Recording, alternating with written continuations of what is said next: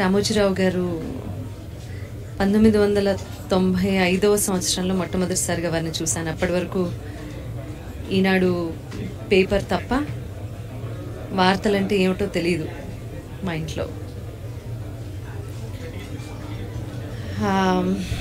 ఒక మహాప్రస్థానం.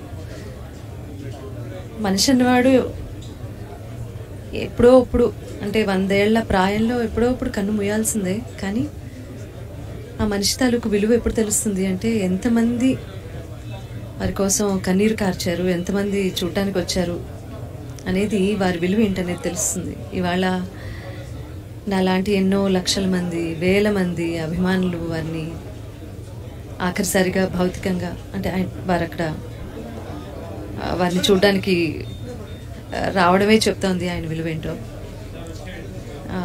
ఒక ఎంపైర్ స్థాపించారు, ఎంతో మందికి అన్నం పెట్టారు, ఎంతో మందికి స్ఫూర్తిదాయకంగా నిలిచారు రామోజీరావు గారు.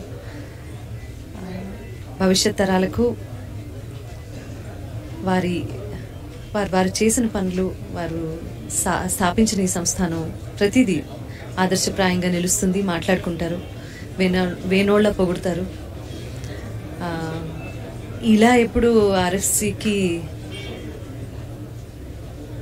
వస్తానని అనుకోలేదు. 90 ఏళ్ళు ఖచ్చితంగా బతుకుతారు వారు అని వారి కుటుంబ సభ్యులతో సహా నేను కూడా అనుకున్నాను. కానీ దేవుడు ఒకటి రాసిస్తాడు, దాన్ని మనం ఎవరు తప్పించలేము. కాబట్టి వారికి సద్గతి ప్రసాదించాల్సిందిగా భగవంతుని మనసారా కోరుకుంటున్నాను. రామోజీరావు గారు లివ్స్ ఫర్ ఎవర్. నమస్కారం.